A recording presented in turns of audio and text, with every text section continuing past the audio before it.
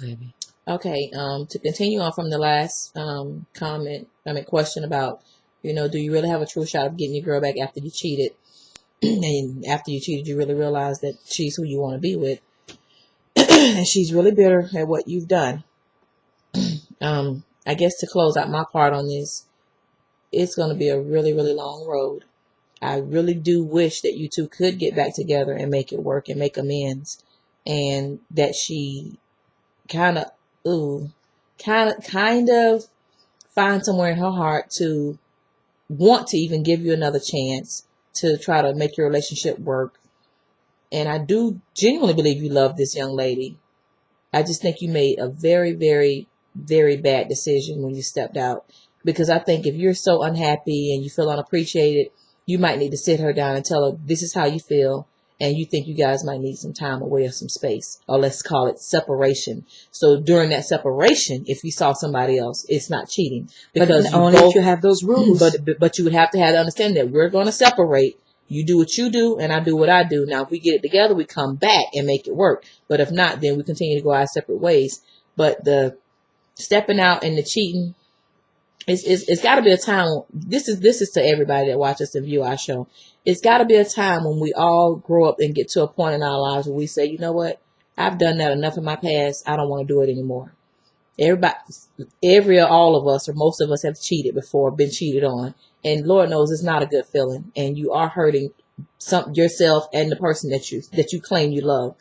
And in the end, when you want to make amends and make it work, and then you carry on in your relationship, you carrying that baggage with you throughout your relationship. Because like we said, we may forgive, but we never forget. I don't care if it was from year 1 when you got cheated on and you with this person in year 10. You still remember when they cheated on you, who they cheated on you with, what happened during the cheating, how painful you went through the when you found out, how hurt you were when you found out they cheated, and trying to rekindle what you had, and it kind of rekindled, but not where you want it to be. So you got to take all that into consideration when you step out your relationships. The consequences are when I come back or try to come back, what it's going to be. Mm-hmm. Either she's going to take me back or she's not. And if she's not, you're going to have to go through your hurt and pain and get over and move on. And if she do, you're going to have to get ready to take all that flack she's going to throw at you during the rest of your relationship, or until she get over the hump. Don't allow, I'm sorry, I can't agree. You cannot allow somebody to come back in a relationship with you and just treat you like crap. That's true. You don't can't be do treated that. like crap if you cheated. There's absolutely no way. Get over it and try to move on and try to build that trust up, or she's going to just straight out tell you this is just not working. Yeah, and she's probably going to, we don't know what this young lady's going to say because, we're not her. But with the hopes that she does come back, you're gonna have to be an open book. And strong individual. You're going to have to be an open book. What's going to come behind it. And she's going to come with lots of questions. Yeah. One thing I do suggest to you, and if you want her to sit and watch this segment, you can show her. Most people who get cheated on, they want to know details. Yeah. And there's certain details that I really don't think should be revealed, especially the sexual details. It's only gonna hurt worse, because that stuff becomes ingrained in your memory, and that's something that you cannot erase. And number one, it's like if you sit and tell her what you and this other child did, and she is just going to put her own perception, her own interpretation on it of how it really looked, because she wasn't there. Yeah, it doesn't matter how much you say it was meaningless, it wasn't anything. The fact that you slept with her meant something to the person that you cheated on. Yeah. So don't, really don't try to downplay it. Just man up to your actions and deal with the consequences. But, you're going to have to be an open book. If she does come back and she wants to talk to you at 12 o'clock at night because she's going through some emotional, you gotta be prepared for all that. Some falter, you got to get up and talk. Right. But again, if she wake up with having a bad day and it's all because of what you did to her 6 months ago, you got to be able to deal with that. And you can't be like, man, I ain't come back to this. I can't handle all of this. You can't have that attitude. You did it. So you got to, the repercussions just going to come behind if you want her back. You got to be ready to handle. But I do, wish you guys well and hope it works out for the best interest of the relationship, and that possibly she can find it in her heart to try to, give you a second chance and see where you guys go from there. But you can't just think she's going to want to come back either. Yeah. So there's that big possibility that she might say, you know what, this was the last straw. I'm done. Straw. You know, I'm done. They obviously had other issues, so this could be her out. You know, where she's just saying, you know what, this is it. I'm ready to go now. So there's that possibility that she might say, no, I'm not trying to come back. And, you know, you don't want to be with somebody who don't want to be with you. You're right. You can't force them to be with you. You can't force them. Don't try to buy them. You can't force her back. And if you force her back, it's definitely not going to work, because she'll feel like she was pressured into coming back into the relationship because you begged and pleaded and you want to save your relationship. You both have to want to savor your relationship for it to work either way. I mean, you can want it really, really bad, and she could just maybe want it a little and maybe say, well, I think about it. You got to feel in your heart that she's wholeheartedly going to give you that chance and opportunity to make it better. And if not, then you guys need to just go your separate ways, and you need to count your losses and know that, like I said, we're getting older and not younger. And the older you get, the wiser you get. And it's just things in your past that you don't ever want to repeat again in your next relationship. So think about what you went through in your previous life that you don't want to repeat in your future or your present life. And the cheating thing has to go out the window. If you're unhappy and feel unappreciated, leave the relationship. Don't cheat. Just leave. If this is a reoccurrence for you, before you even try to get back in a relationship, you need to get that in check. Yeah. And, you know, reevaluate yourself. Make sure, find out what you really want in your life and your partner before moving on, or even trying to make amends with the one you was with. Get yourself a notebook, piece of paper or whatever, going with a clear plan as to how you feel, just how you feel. You can't tell her how she feels. How you feel, what you're looking for in a relationship with her, what are some of the trends or, you know, negative incidents that you don't want occurring again, how you guys are going to communicate better, and what you are going to tolerate and not tolerate. And she needs to have the same kind of list, because you guys need to have a clear understanding of what's to come. You're right. Whether you're going to be together or not, a clear understanding. Because no one should be in a relationship and feel unappreciated either.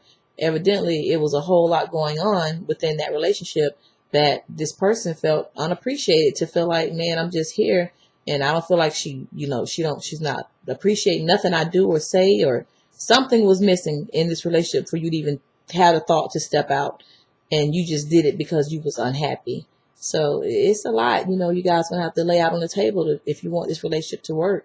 Yeah. Really, it really is. And you have to go in with an open line of communication, being honest, being truthful about everything and how you feel.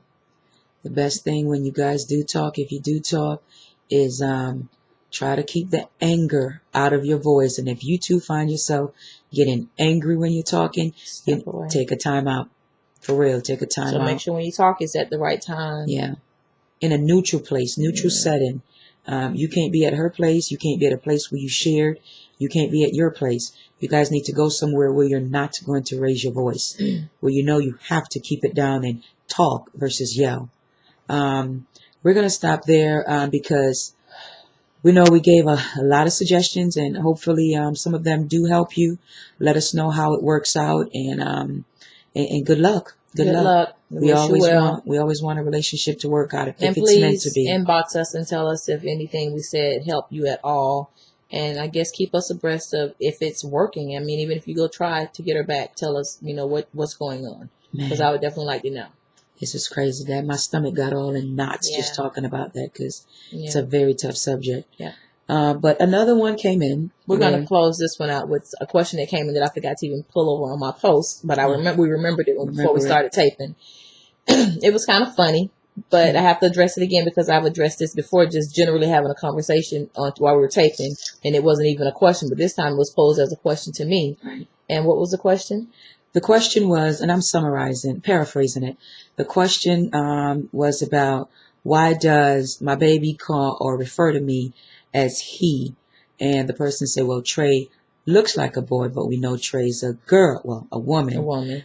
So, Tonya, why do you refer to Trey as he? This person was lesbian. Yeah. And it was one of our YouTube viewers. One of our YouTube viewers, and just wanted to know why Tonya refers to me as he. So go ahead, Tonya. Well, I don't know which episode we were filming, and I remember calling my baby he a lot. And I say, you guys excuse if I say he, but that's just habit, and that's what I'm accustomed to saying. And I know my baby gives male looks. He dresses like a man, carries himself, so to speak, almost like a man, and he just has that dominance, and that just naturally flows from me. He's saying he. To me, really, Trey was missing his little peewee when he came out of his mother's womb, because Trey does not look like a she. I'm sorry, nowhere in the face. The body is she all day and night, and fine as hell. But from neck up, that baby has no she nowhere to me. I'm sorry. So when I initially look at Trey, I see he features, he facial features. So that's why I say he. I don't say he because I want a man, and I'm not in a heterosexual relationship. We're both lesbian women. 100%. All day and night. Outside the clothes, has everything that I have. Right. But when my baby's in clothes, I'm looking at the face, I just see this masculine male structure. And that's why I just naturally say he. Now, if I was dating a femme and he gave me that girly look, I would naturally say she, but that's why I say he, and that's just natural habit for me. I wouldn't walk around saying stud, or dumb, because that doesn't flow for me. But for me to say he, and that's just my personal preference. Like I've stated before, it's a lot of people call their partners wife, and I can't see me calling Trey my wife because Trey just does not look like a wife. No. Now, if I put on a wig and throw some eyeliner and mascara on, maybe she'll give a hard looking wife. But it'll be a hard-looking wife. When I say hard, it'll be a hard-looking wife. So, baby, that's not gonna happen. So that would never happen. But really, to answer the question, I give Trey he because of the facial features, strong look. That's why I say that. I know I'm gonna marry a woman, and this is my female partner, my lesbian partner, my baby. But I would always say he, and to each his own. I know you didn't mean anything by it. You just asked me, why do I say that? And it's really just natural habit. Right. I'm not rehearsing saying he. It's just naturally comes out as he. No. Yeah. If she even want to refer to me as a she has to really think about it. And it sounds funny when I do say it every blue. And I think I said maybe when I'm probably around his heterosexual friends, I may try to say she, and it still doesn't sound or feel right for me. So and that's when I say sometimes you guys just forgive if I say he, because that's what I'm accustomed to. It's crazy. I mean, my heterosexual friends, they call me Trey now. I mean, because that's what I go by. And it's weird because I don't feel like a man. I feel dominant, but I mean, I know I don't have a little thing hanging between. So but the crazy thing is when I hear she, or like, someone say, call me by ma'am. Like some of Bree friends may say, thank some you, of our ma'am. daughters say, thank me, ma'am. Thank you, ma'am. And I just cringe. Like, it's crazy because I'm not used to that anymore, But it is what it is, So it's really to each his own. If you I feel don't like take offense your to stud lover is your wife, go for it. But my stud lover is he. Yeah. And my baby. I say baby or he. Yeah. I don't take offense to it. Many times when I go to the grocery store or I order food in the drive-thru, they say, pull around, sir. And then I come around. They might see a little bit and they say, I'm sorry. I said, it's no offense. So I don't take offense either way. Yeah. It's just what it is in our home. Yeah, that's it. Okay. But thank you for the question. And please feel free to send more in. Yes. Because we answer any and every. All questions. We take offense to nothing. Amen. So this is going to wrap up episode 7. Wow, baby. We're going to go on hiatus after episode 8. Really? For a few weeks. We're going to take a time out from y'all. Yeah. We got to come back with some new fresh material. Let us know how you feel about that. Yeah. Send your comments in. Should Trey and Tonya's Loveology take a break for a couple weeks? Let us know. Inbox us. All right, babe. That's the end of this episode. I love you. I love you more. Forever. Forever and always.